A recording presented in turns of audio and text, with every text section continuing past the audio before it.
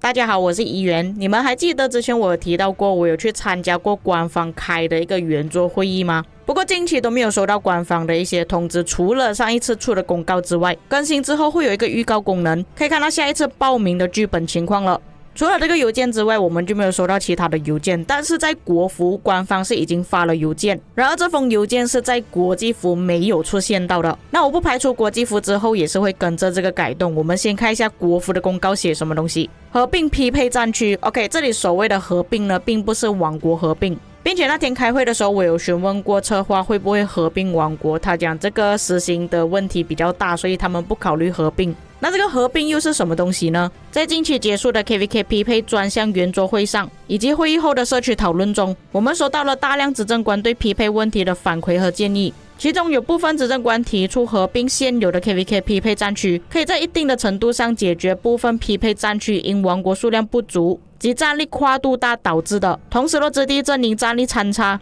超高战力王国匹配困难等问题。所以这个问题不只是在国际服发生，国服那边也是发生了。但是你们看官方的邮件跟我们上次圆桌会议讨论出来的东西有一点不一样，因为那时候我们开会是讲要限制玩家数量，显然的官方策划并没有选择自己的方案，可能就是这个图片流传出来之后，有不少的玩家给官方策划一点建议，或许刚好玩家给的建议就是策划想要的东西。所以我们接着看下去，这封邮件写了什么。在圆桌会议之前，开发团队也曾经考虑过该方向，但出于对合并战区可能导致的较长留局等待期、对战区内王国社交造成冲击等顾虑，最后并没有进行后续的推进。但经过圆桌会议的讨论，并综合了各位执政官在社区的反馈后，我们重新评估了该方案的可行性，并准备进行战区合并的尝试。接着下面就是他们将会实行的内容。他们计划在近期调整 KVK 报名开启的间隔，届时线上6个匹配战区将会合并为3，同时我们也会调整单次报名可选的剧本数量、大王国最大留局的次数等设置。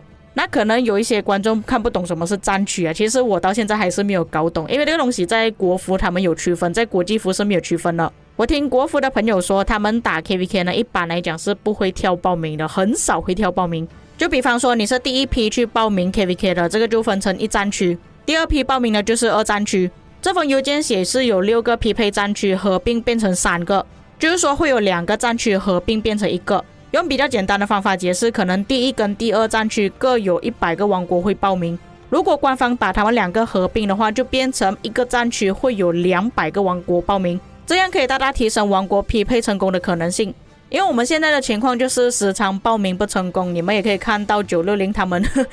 已经报名了多少次 KVK， 一直找不到合适的对手，就一直留局。不过官方他们还是有顾虑到，如果这个王国一直长期不报名的话，又或者是一直匹配失败要怎么办？毕竟大先锋王国会崩掉的其中一个原因就是太久没有打仗了，留局太久，所以官方这里才限制了大王国最大的留局次数。他们也会调整单次报名可选的剧本数量，有可能原本我们可以报名的地图有3个，可能缩成2个，能选择的地图变少了，自然而然你也比较容易匹配。限制留局次数，不管怎样你最后还是可以报名成功了。打个比方，如果960要追击1034的话，它留局次数已经到极限了，最后还是会跟960打在一起。那你们觉得官方出这个方案可行吗？虽然国际服是没有分战区啊，但是它下面的一些方案改革方法，我觉得也是可以使用在国际服的。那下面官方还有说一句关于 KVK 匹配专项圆桌会衍生的其他调整，在方向确定后，他们也会通过这种方式及同步给各位执政官，就是说有可能600个玩家限制，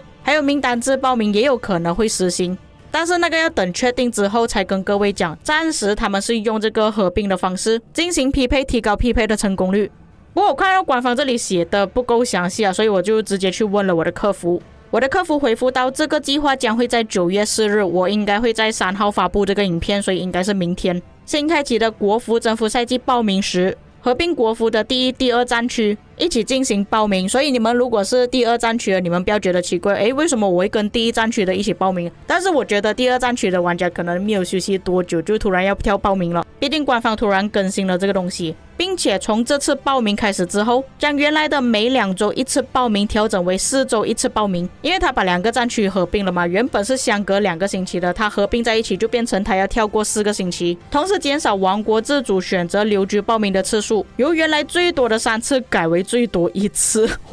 只能跳1次而已啊，各位，原本我们可以跳过3次，所以这个官方限制是明显短了很多。因为你们想一下，如果你是第一次跳出报名的话，那官方讲之后改成4周1次，变成跳过1次报名，如果你是留局不报名的话，等到4个星期之后就会强制报名。像我们之前可以跳过3次的话，第1个星期没有等2个星期，连续3次要等到差不多6个星期才会强制报名。其实间接性也是调整了王国休息的时间了，原本我们可以再等迟一点报名的，但是官方这样子改，我们就要提早报名了。不过它限制也是为了要避免那些王国他们一直跳 KVK， 我觉得这个限制有好跟坏啦，毕竟有一些王国是真的他一直在跑，一直在留局，尤其现在先锋王国特别难匹配啊，因为有些王国他们就是特意要避开某一些比较强的先锋王国，所以特意留局之类的，这样子调整之后有很大可能真的会匹配成功，所以这一次只能靠国服的玩家了，你们做白老鼠了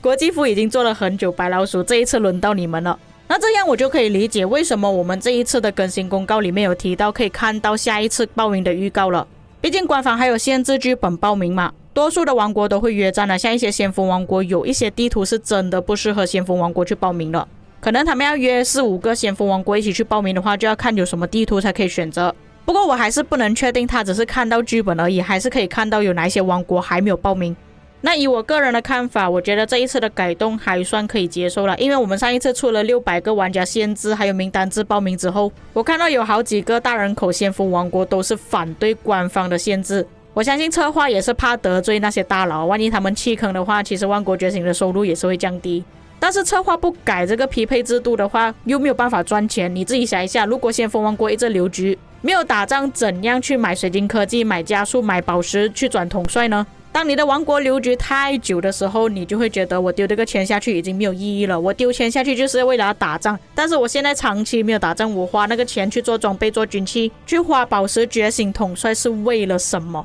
为什么我会这样子讲呢？因为我有个账号在960，我现在是深有体会，所以我是很同意官方要去更改匹配制度的。不过那天我去开会，他们并没有提到合并匹配战区啊，有可能是跟另外一班玩家讨论出来的方案。不管这个方案是好是坏，还是要尝试。虽然可能有一些玩家不能接受官方限制的东西，但是这些限制都是为了要确保那些王国很大概率可以匹配成功。我反而比较担心剧本选择的问题，毕竟有些剧本其实有很多先锋王国都是不能报名的，就算报名也有很大可能会祸及殃民啊。比方说报名兵无常是2个大先锋加上4个比较弱的王国，加上官方限制了留局次数，变成那些 A 王国想要逃掉先锋王国越来越难了。那假设匹配到其他先锋的话，我觉得还好，匹配到 A 王国是真的有点可怜。这个改动是肯定在国服实行了，但是国际服还没有实行，所以我这边就问一下国际服的玩家，如果官方改成这样子的话，你们能不能接受呢？或者各位观众，你们有什么看法，可以在评论区给我知道。以上就是本期内容，我们下期再见。